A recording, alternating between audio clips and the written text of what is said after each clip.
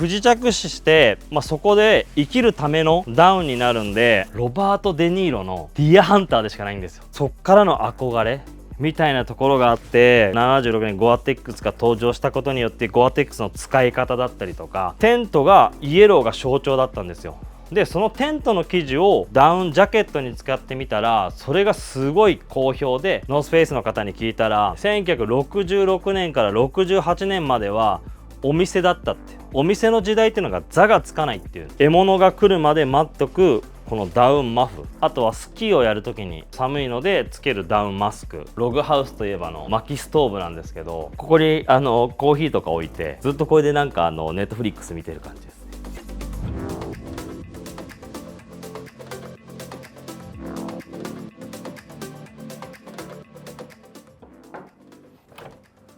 どうぞどうぞ。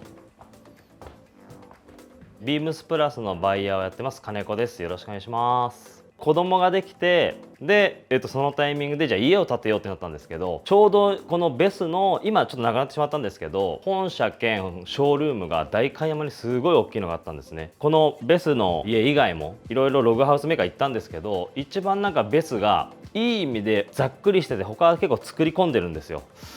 それが自分にすごい合うなっていうところで、じゃあベスにしようっていうので、そこからログハウスを建てようってなったのが、10年前ぐらいですかね。で、9年前にここを建てたっていう流れになってますね。中目黒にあるハイクっていうお店があるんですが、そこのオリジナルのテーブルで、サイドのこの X になって全部これ組み立て式なんですよ。アウトドアデスクか的なものを、ヴィンテージのものを、サンプリングして作ったそうで、このデザインがすごい好きで、そこにオーダーして今回作ってもらったものですね。テーブルと一緒で一から作ったもので、妻がこれは絶対作りたいっていうので、これもサイズがもう決まってたんで、全部ここにちょっと見せられない、いっぱいなんですけど、ゴミ箱が入ってて見せないような仕様だったり、全部これ決まったところにこうサイズ感をアレンジしてハイクで一から作ってもらったものですね。であとこれがあれですねもう思い出のビームスプラスインディアンジュエリーとかニューメキシコに毎年2回ですね、そのチームが買い付け行くんですけど、自分も初めて行ってでちょうどね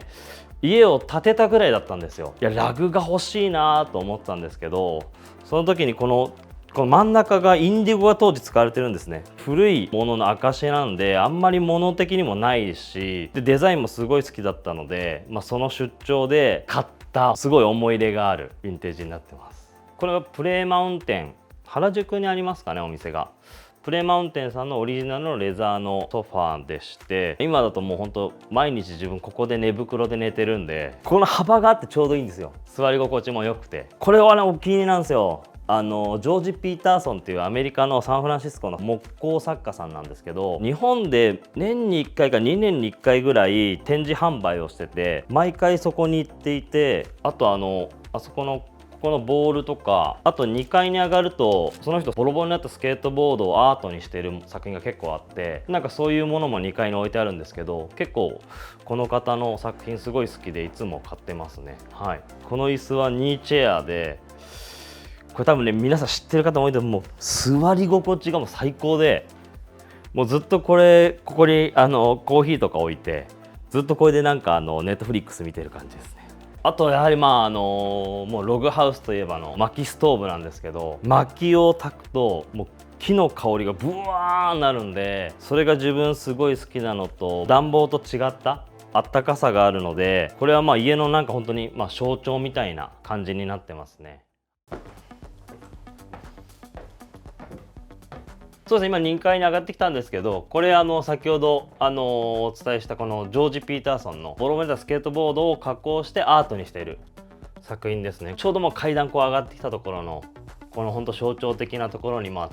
と太陽の光も入るようなこのロフトのスペースに、飾ってる。ですごいお気に入りになってますね。でここがもう本当ログハウスといえばのこの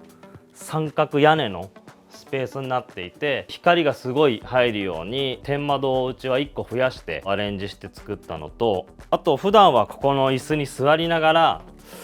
本か YouTube とかなんか Netflix とかをいろいろ見ながら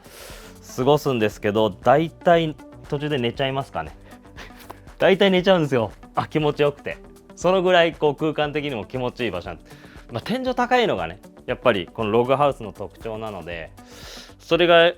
この家でもすごいお気に入りの空間ですね。この本の紹介先に多分させていただくのがいいかなと思ってるんですけど、ビームスでI am Beams っていうビームスのスタッフ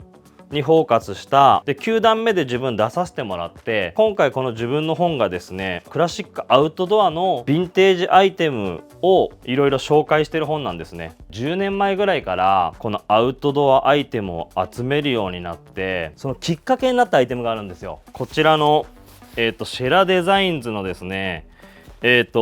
ナレットパーカーっていうアイテムで、当時持ってたヴィンテージをですね某媒体の読者プレゼントにどうしても出してほしいって言われて手放してしまい、それからずっと探してるんですけどそれは出てこないんですが、それをもとにビームスプラスとシェラデザインズでコラボレーションしたメイドイン USA で作った当時のミナレットパーカー。当時のミナレットパーカーは1967年かなに初登場したシェラのアイテムだったんですが、寝袋をそのままダウンにしたようなデザインだったんですね。なので、まずこのパンパンなダウン量、あとはねこの前立てにもパンパンにダウンを入れることで、ボタンを閉めてジッパーを閉めてそこから冷気が入っちゃうんですけど、それを防ぐために結構この太めの前立てにしてるんですよ。そういうところも当時のものを踏襲したりとか、あとはですね、やはりちょっとアップデートしたいなと思ったので、当時のヴィンテージからより、軽い生地に、してるので、やっぱりダウンの自分も好きなところは、軽さみたいなところもあるんで、本当に、着てるか着てないかわからないぐらいの、感じに仕上げたっていうのが一番ポイントですかね。もともとデニムとかスウェットだったんですよ。ザ・ヴィンテージって言われる、それをすごい集めていて、でやはりそれがちょっとやっぱり値段も高騰してきてしまったので、そのタイミングでアウトドアアイテムもちょっと好きだったので、この当時のやっぱりエクスペディションパーカーって言われるこのもう本当に高山を登るためのパンパンのダウンのこのスペックにちょっと惚れ込んでしまって、でそっからですね自分のこのダウンを収集する旅なのかな、もうそれが始まってしまった感じですね。で今ヴィンテージのダウンジャケットに関しては多分60着ぐらい持っていて、でダウンベストとかあと自分たちが作ってるダウンも含め多分家に100着ぐらいはあるんじゃないでしょうかね。はい、これがエディ・バウアーの、1940年代のダウンジャケットになります。でこれはですね US エアフォースで、使用されてたモデルで、これとパンツが組で持ってるんですけど一応これがセットになります。で当時それ以前のいわゆるエアフォースの、飛行機、いわゆる飛行機に乗る人たちですねはレザーを着てたんですよ、防寒着として。でやはりレザーの供給だったり重さみたいなとかやっぱ問題になってきて、その後にナイロンに移行するんですね。アメリカが開発したナイロンで、それのちょうどですね過渡期で移行するタイミングで、多分ねこれ1年か2年間ぐらいしか作られてるすごい貴重なモデルなんですけど、それをちょうど自分手に入れてでコレクションしてるんですが、これの何が一番お気に入りかってこのちょっと今ねオイルド抜けちゃってるんですけど、オイルドクロスの生地感、飛行機で乗ってる時に摩擦がかかる部分ですね、そういったところが全部お尻も膝から下ですね。このポケットはこう操縦している時にね物を取りやすいようなディティールなんですけど、そういった切り返しでまたねこれはね平織りかな、平織りの丈夫な生地を当てて込んでいるので、そういったデザイン性みたいなところがよりなんかこうアメリカっぽいストロングな感じが非常にお気に入りの一着になってます。これはね凄さが伝わりづらいんですけど、見てください、これ後ろ1枚取りなんですよ、生地で。前も右半身左半身1枚取りをしていて、これ何が面白いかっていうと、基本ダウンってこういうステッチからどうしても冷気が入ってきちゃうんですね。でそれを防ぐためにこういう、ダウンの上からいわゆるシェルって言われるアノラックみたいなマンパみたいのを上から着るんですけど、それを1枚で表現してるんですよ。これをこの60年代にもうジェリーはやってるっていうところが、自分はすごい感動して、これはね結構お気に入りの1枚ですね。続いてがですね、これもジェリーなんですよ。またジェリーなんですけど、ジェリー大好きなんですよ。一目でわかるんですけど、この袖のアームの切り返しがないんですね。なんでいわゆるこのままやればもうそのまま寝袋になるんですけど、そういうシームをなくすことで、またこれも防腐性だったりそういったところを上げてるアイテムで、これね横に全部取ってるんで、これ着るとすごいんですよ。このねもう背中がね、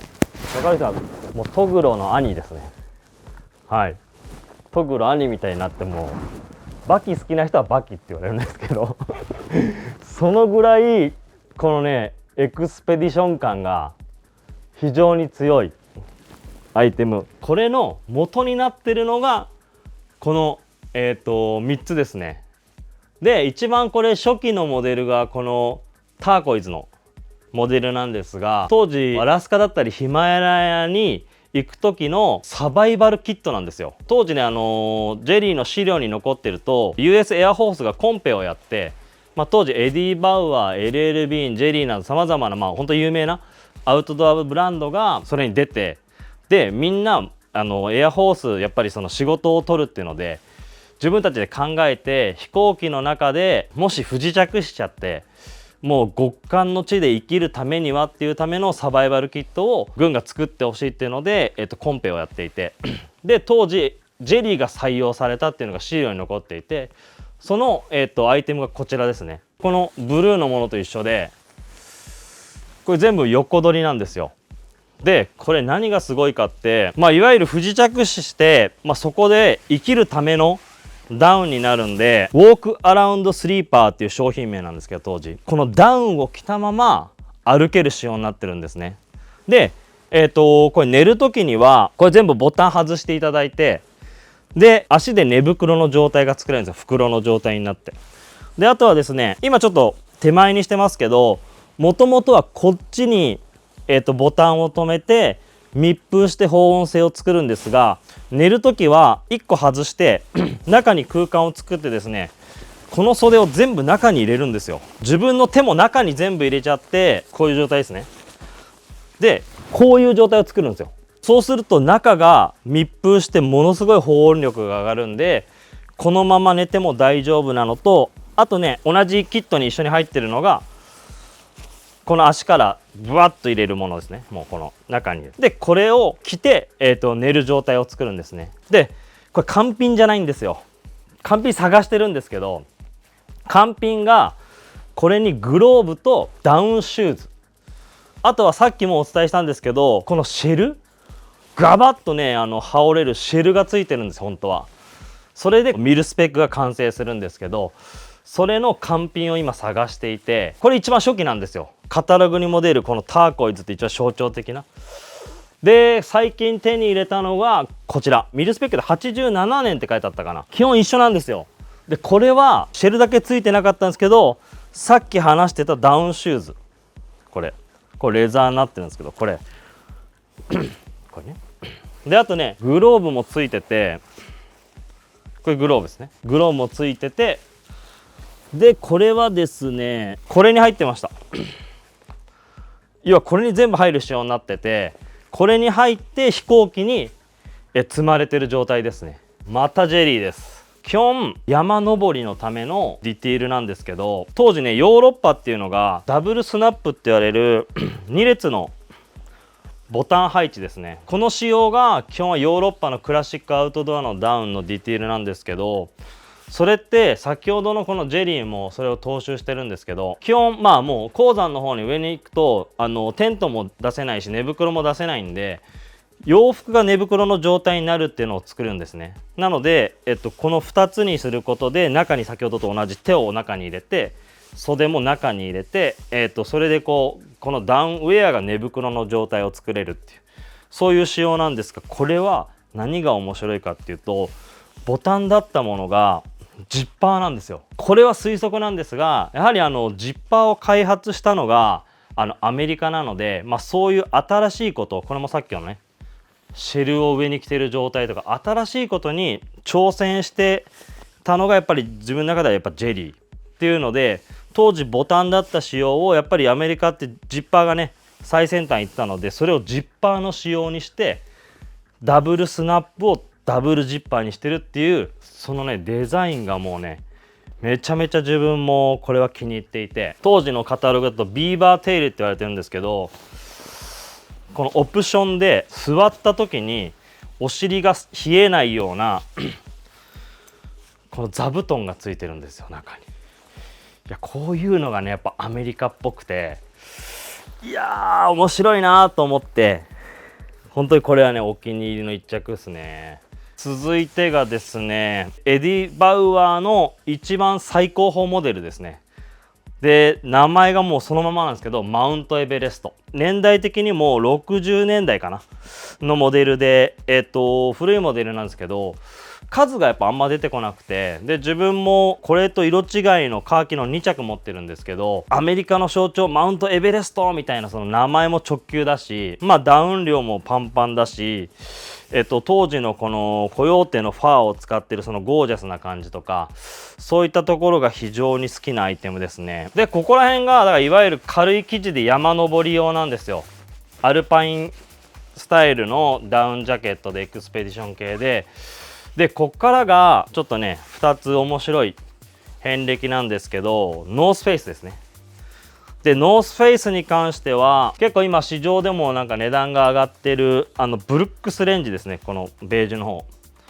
ブルックスレンジがすごい有名なんですが、実はブルックスレンジの前に存在するのが、このノースフェイスパーカー。何が違うかっていうと、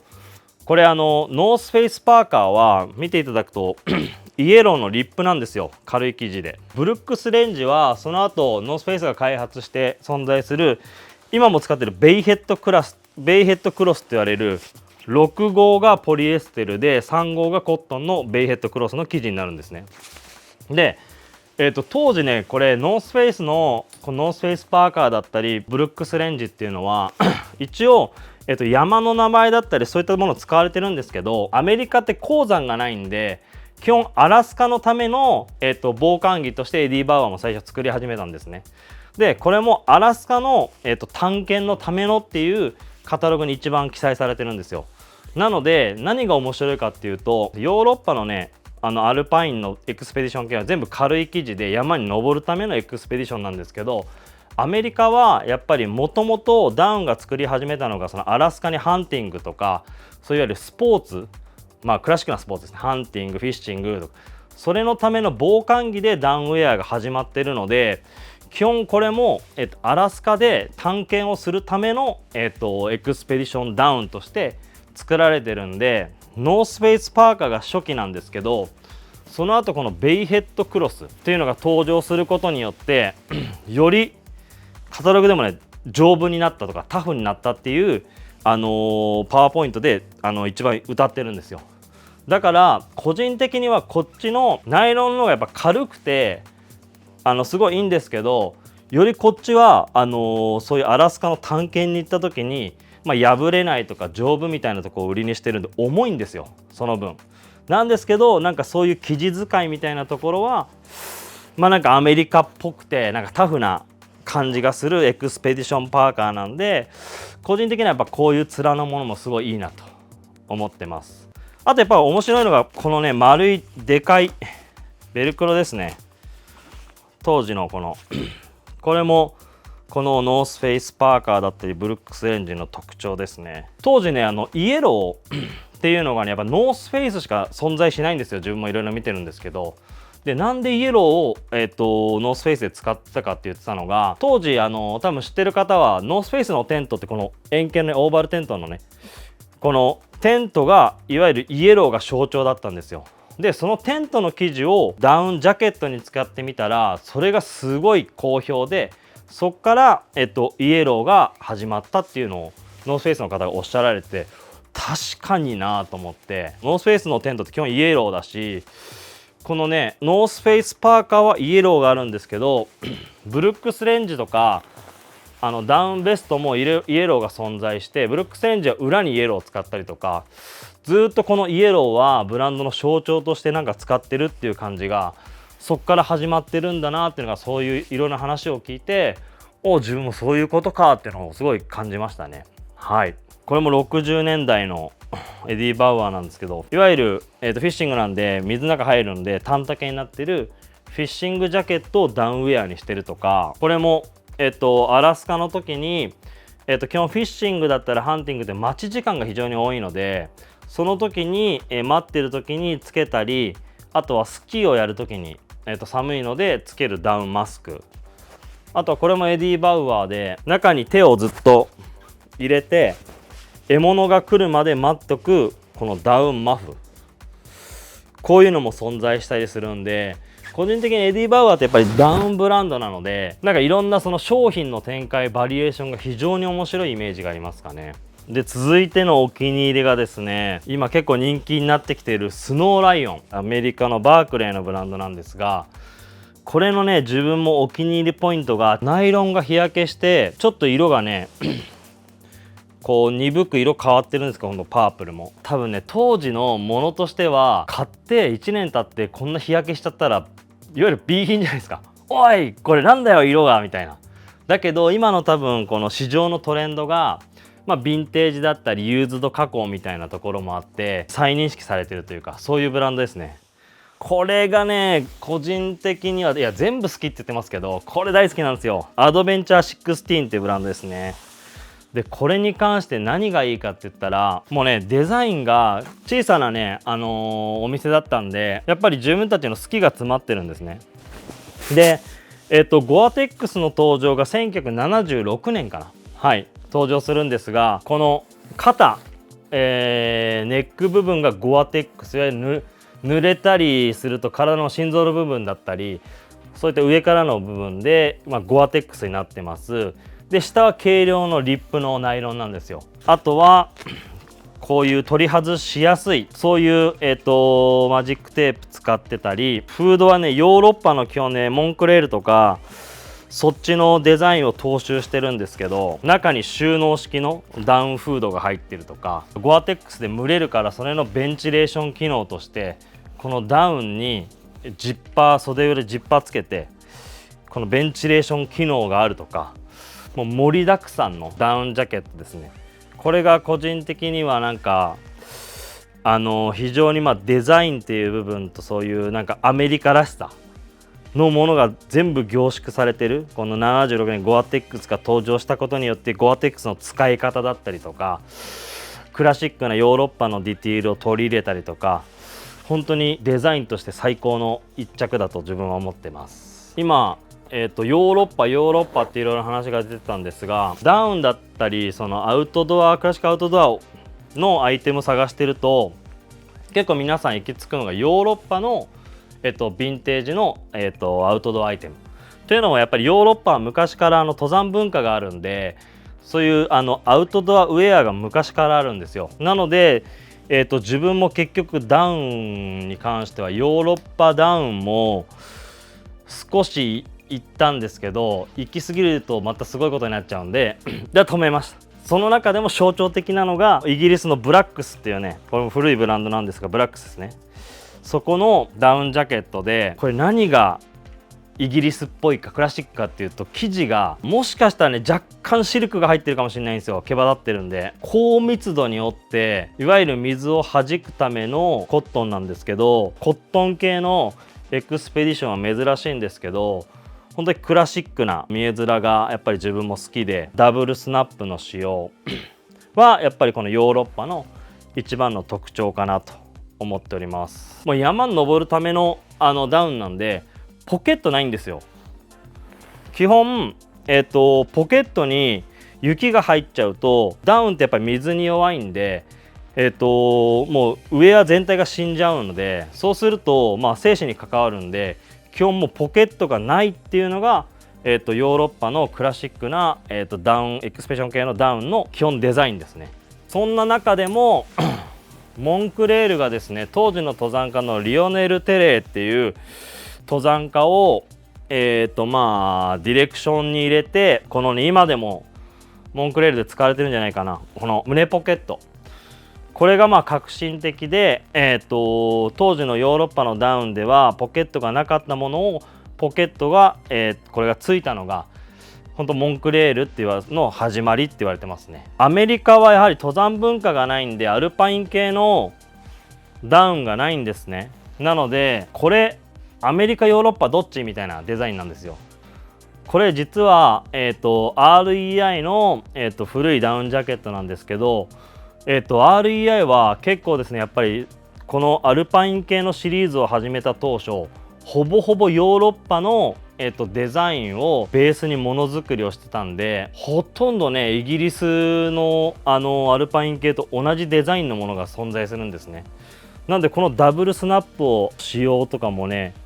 面白いんですよね。ほぼほぼ一緒なんですよ、この位置とかつける位置、あと素材もヨーロッパのこのちょっとテカテカしてるちょっと防水するような生地ですね。そういう生地を使ったりとか、なんかそこら辺のこの歴史みたいなところも結構自分もすごい好きで、なんで当時のアメリカのいろんなブランドが最初は基本はダブルスナップの仕様なんですね。なんでそういったところは基本やっぱりヨーロッパからの影響を強く受けてる感じが見られるかなと思います。これもね思い出あるんですよ。これ最近手に入れたんですけど、自分ビームスプラスで企画したりいろいろするんで、スペック確かめたりとか着心地確かめるみたいなところも結構自分の仕事としてもしてるので、基本は着て楽しんだりコーディネートもしたりしたいので、基本は着れるサイズを全部いつも買ってるんですけど、これに関しては S サイズですごいちっちゃいんですよ。なんですけどこれね、昔からホルバーのカタログに60年代にこの袖取り外しとかあんのと思って、でもカタログには載ってるんですよ。こう袖取り外してるカタログがずーっと探したんだけどずーっと見つからなくて、これ去年ですねようやく見つけて、うわーってなって、これじゃんと思って、これホルバーの初期のタグで袖取り外せるやつじゃんと、あれだと思って見つけたんですよ。でどういう仕様になってんだろうなと思って、この袖取り外し60年代ですよ。そしたらね、いい意味で期待を裏切られて、めちゃめちゃ雑なんですよ、作りがめちゃめちゃ隙間あるんですよ。だからこれ全然出てこない理由が多分全然売れなかったんだろうなと思ってこれマウンテンセーフティーリサーチっていう結構ね当時哲学的なものづくりをしてたブランドなんですが、こういうダウンってやっぱり濡れるとダウン死んでしまって保温性がなくなるっていうので、それに対しての中綿を当時使ってたんですね。でダウンより暖かいし水に濡れても大丈夫っていう歌い方をしてて、これの何がまずねお気に入りかというと、このねベンチレーション2段階ベンチレーションがね結構自分も衝撃的で、うわーと思って、このデザインしかも中オレンジだし、ジッパーをこれのジッパーまたオレンジ使って配色でちゃんと効かせてる。この仕様もカタログで見てたんですけど、物を見てうわかっこいいなと思いましたし、あとはここポイントなんですよ。これ海外の自分もつながってる方から買わせてもらったんですけど、これでどうぞみたいな感じで何も言われてなかったんですけど、家に着いて海外から到着してポケット見たらうわーっとなって、これ実は当時ねそういうちょっと前衛的なブランドが使ってたマスクなんですよ。というのもこれねやっぱりマイナス30度とかね、そういう世界で山登ってて肺が冷えちゃうんで、この息をすると、でそうすると体温が結局下がってしまうんで、このあったかいものを着てても、それに対しての彼らのアイデアで、このポリエステルのこのねフィルムのマスクをダウンだってこの中綿のウェアにつけるっていうのが当時ね何個かブランドで採用してたディティールだったんですね。これで上がってる自分もあれなんですけど、自分着るのが好きなんで、これをねこうやってつける時ドキドキしましたけどね、これ何年前のやつだろうと思ってこれはまたちょっとアメリカっぽいやつで、アラスカのパイプラインですねを引く工事の国としての事業の時に、その防寒着として配られてたダウンジャケットなんですけど、そういう素材使いもやっぱアメリカっぽいですよ。これ何年素材で、パイプラインめちゃめちゃ熱いから燃えちゃうんで、燃えないような素材、ね、ナイロンなんか使ったらすぐね当たったら破けちゃいますし、そういう何年素材を使っていて、こういうレザーパッチがついてたり、これ当時おそらくファーがついてたんですけど、それを多分邪魔でカスタムしたのか、多分当時のあったリップの素材で、自分でカスタムしているようなものですね。そういうところが非常に好きな、このレザーのパイピングもいいですね、アイテムですけど、これも結構希少なアイテムになってます。続いて奥の部屋なんですが、ここがですね将来の子供部屋です。あれそうなんですよここは将来子供たちが住む部屋になる予定なんですが、今自分の倉庫みたいになってしまっていて、ここが一番自分の中では盛り上がってる部屋ですね。これがフロストラインのアウトドアウェアを作るキットなんですよ。 DIY っていうのが非常に流行っていて、アウトドアっていうのはそれこそ自分たちでねバックパック持ってどっか行ったり旅をしたりっていう自分たちで何でも作ったり、ね、テントもそうですけどっていうところの象徴的なブランドで、まず説明書全部説明入ってるんですけど、どう縫ったらいいとかそういうのが全部書いてある説明書が入っていて、で見てください、これ当時の糸ね、これに使う糸ですよ。あとボタンとか全部パーツが入ってるんですよ。でフロストラインのタグ全部ついていてあとはそれに使う生地ですね、それが全部入ってこのパッケージ売りをしてたっていう。その分当時のカタログを見ると値段もすごい安いんで、ある程度なんかね自分でそれカスタムしてここ例えばこのベストの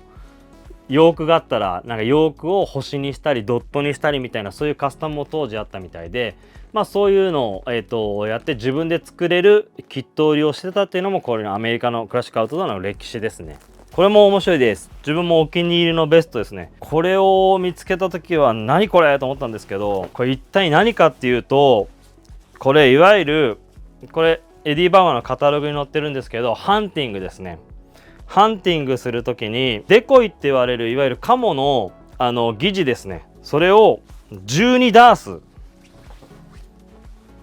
結構12個あるんですけどを入れて移動するためのいわゆるバックベストみたいな。自分ねロングビルつばが長いロングビルいっぱい持ってるんですよ。ロングビルを探し始めた魅力にはまったアイテムがこれです。もうくちばしのような、これをねニューヨークの出張の時にポイント制のヴィンテージショップで見つけて、うわー来たーと思って、もうねかぶるといわゆるこれもカモになれるんですね。このロングビルってやっぱりそのアウトドアを象徴する日よけの機能なんですけど、あとはねここはビニールになってるんですけど、これも水に濡れた時に弾くようにとか、よくねヨット系のものに使われるんですけど、ハンティングフィッシングとか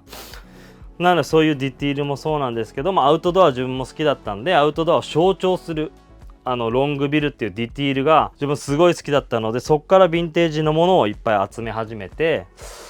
かなりの数を持ってますね。でこのロングビルが始まった諸説はボブ・アレンっていう本当にハンティング系のブランドをずっとやってた方なんですけど、当時のブランドでも彼は確か軍人だったのかな。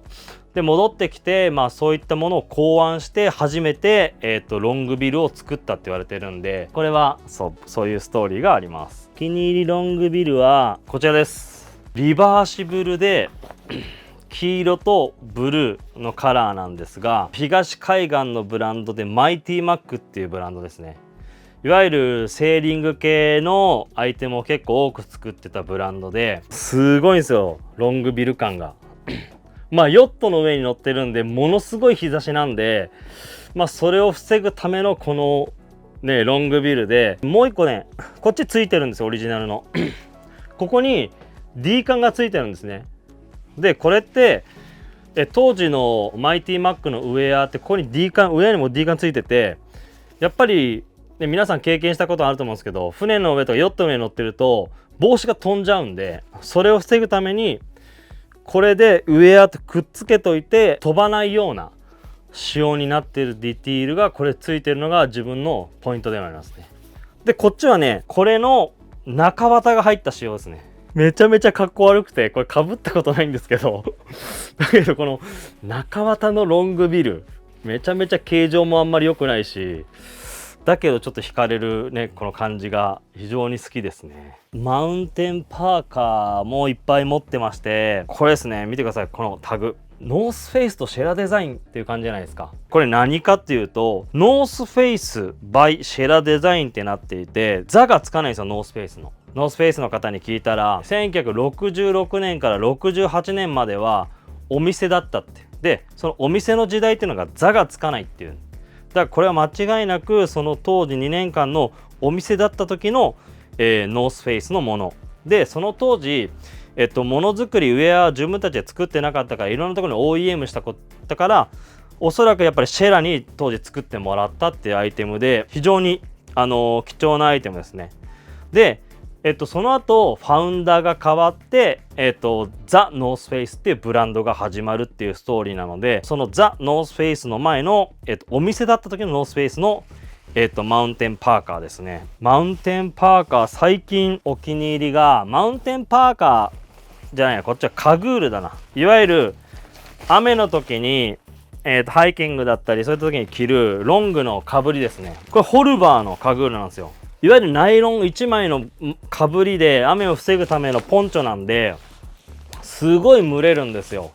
なんですけどこのホルバーのやつはここが全部ねベンチレーション機能になってて空気がやっぱ逃げる仕様になってるんですよ。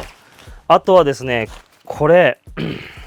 自分の他に持ってるカグールもそうなんですけどここのねボタンを止めるとロングのものがいわゆるショート丈になるんですね。なのでハイキングとかに、邪魔にならないように、ショート丈にしても着れるっていう仕様で、このカグールは結構自分でも最近燃えた一着ですね。これシェラウエストのカグールですね。なんかこのシェイプされてるウエストに対しての裾広がり着るとめちゃめちゃダサいんですよ。なんかねこれひょうたんみたいな感じになっちゃってなんですけど、これちゃんと考えられてて、やっぱりカタログ見るとこのハイキングしてる時に歩くと足だけやっぱり可動域が大きいんで、その分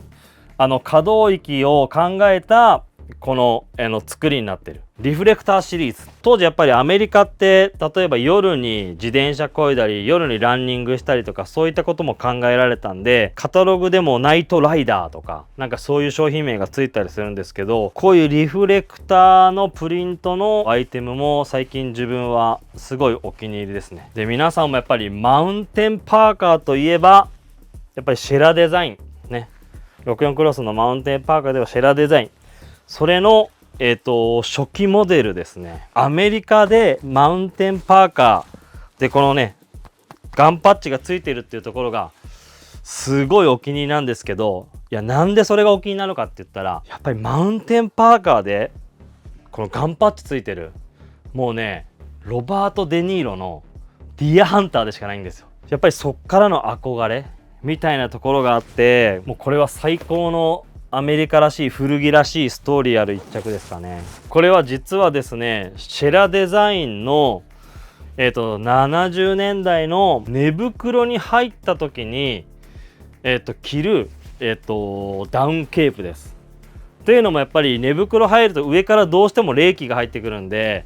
上半身が冷えてしまうんで、それを防ぐために着るケープっていうのが当時シェラデザインのカタログにも載ってて販売されていて、これを見つけた時は結構上がりましたね。パタゴニアの初期のダウンセーター、これね何が好きかっていうと、まあね当時のやっぱりパタゴニアのやっぱこの色もいいんですけど、こことここのダウン量を変えてるんですよ。横に取ってる部分とこの縦に取ってる部分のっていうのもやっぱりこの心臓より上っていうのはやっぱ温めなきゃいけない人間としてね箇所なんで、そこのダウン量を増やしてたりとか、当時やっぱりパタゴニアってクライミングなんでクライミングしやすいようにここの仕様を縦にしてたりとかあと自分もまだ持ってないんですけど、これにレイヤードするダウンベストがついてるんですね。本当は別売りなんですけど、でそのベストをレイヤードした時にいわゆるこのダウンセーターがいわゆるダウンジャケットに変化するんですよ。というのもダウンベストとレイヤードした時に一番ダウンジャケットで一番ね冷気が入ってきちゃうこのステッチ部分、ダウンジャケットとダウンベストでこうずらしてるんですね。なのでそのレイヤードシステムをちゃんと考えてベストとダウンセーターをレイヤードするように当時作ってたんで、いやパタゴニアいけてるなと思って。じゃあこちらもここもですね洋服の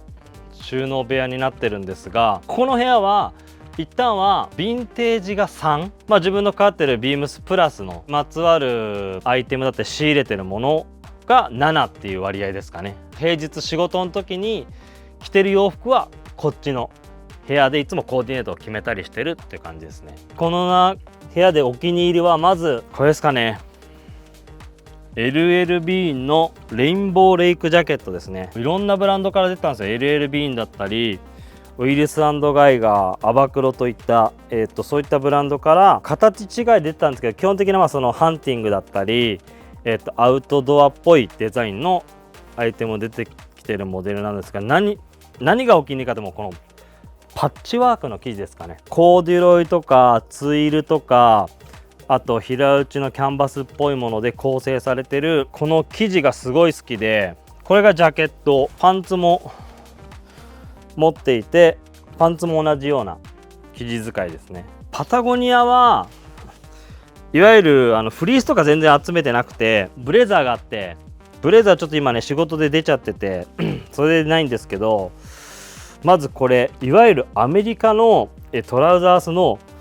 タック入りのトラウザースをダックで作ってるとか、これもいわゆるツープリーツのザ・アメリカなチノパンをポリエステルの素材にして裏キルティングにしてるとか、パタゴニアはザっていうアイテムよりそういうトラディショナルなものをアウトドアに、変化させてるアイテムがすごい好きなんですよ。ここら辺はねちょこちょこ集めてますね。ビームスプラスでねおすすめ、これ気に入ってるってあるんですよ。いろいろこのジャガードシリーズ見てください。これ当時ねタイガーカモとかってプリントだと思うんですけど、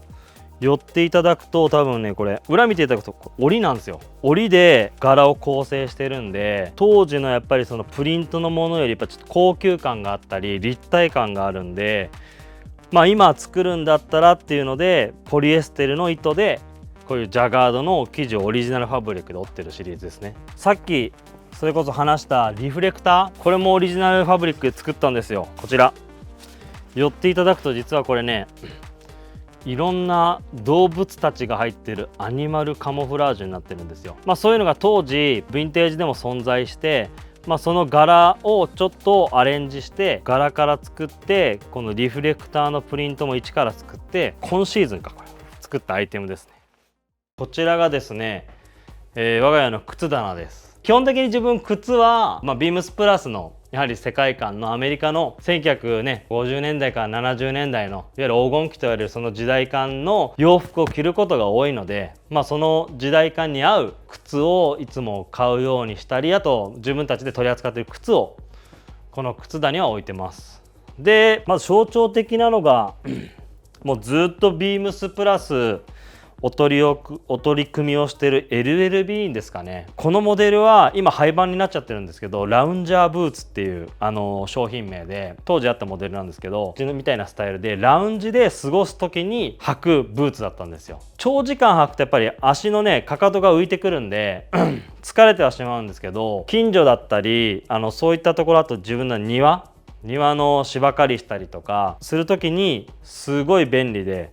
ゆるスリッポンタイプ、このねベルトがついてるオーセンティックな雰囲気とか、それがすごい好きで、これは特にお気に入りの一足ですね。エンドクロージングとクラークスとビームスプラスの当時作ったシューズですね。クラークスの代表的なモデルにマウンテンブーツのディティールをプラスアルファして作り込んだ、マウンテンブーツのクラークスみたいな感じです。続いてこちらですね。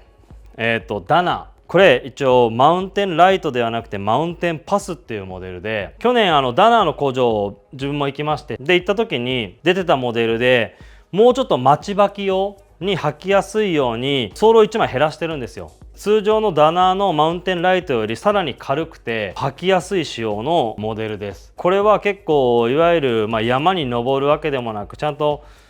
マウンテンスタイルを洋服で表現する時にタウン用としても履きやすいっていうところで、かつちゃんとゴアテックスも使ってるんで、雨の日だったりとか、この間のニューヨークで大雪降って行ってましたけど、そういった時にも使いやすい一足ですね。ビームスプラスがもう長年やってる、ランコートのシューズですね。職人さんがハンドでこのモカ縫いをしてるんで、ミシンでこう縫ってるのとは違う、やっぱり履き込んできた時だったり、一個一個のこのね糸の感覚みたいなところも微妙にやっぱ違いますし、いわゆるモカシンシューズの本質であるそういうモカ縫いがしっかりされてるアメリカで本当に貴重なブランドなんですけど、ビームスプラスは長年それをやってて、やっぱりモカシンってこの足なじみがすごい包まれてるような感じで、自分のアウトドアのスタイルにも非常に合いますし、履き心地っていうところでもすごい好きなアイテムで、結構ここら辺全部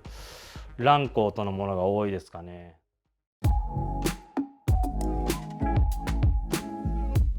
自分が今狙ってるアイテムというか、集めたいジャンルはあるんですよ。このバックパック、やっぱりアウトドアでやっぱりバックパック好きな方すごい多いんですよ。やっぱりね、それってブランドの根幹でもありますし、いろんなブランドのこれを見るとやっぱりね、バッグってウェア以上に自由度が高いじゃないですか。ウェアってやっぱり人の体に合わせて洋服って作らなきゃいけないから、ある程度制限があるんですけど、バッグって背負う部分ハーネスだったりね、そこは規定ありますけど、そこ以外はやっぱり自由度が高いから、こういうやっぱりいろいろ見ちゃうとデザイン面白いし、いろんな種類があるから、いや結構集めたいなと思うんですけど、集め始めると多分バックパックは多分もう無限大になると思うんですよ。そうだからここ集めると危ないんですけど、これはちょっと集めてみたいなともちょっと思ってます。今ねエクスペディションクラブを海外でいろいろさせていただいているので、ビームスでもそれをもっといろんな違う国、違うあとは地域だったり、そういうところで開催して、自分のその好きなクラシックなアウトドアの世界だったり、そういうストーリーをいろんな方たちに伝えていければいいかなと思っているので、東京、ロンドン、ミュンヘン、ニューヨーク、最後大阪でありましたけど、今年もいろんなところに行って、それを伝える作業というか、それをしていきたいなと思っております。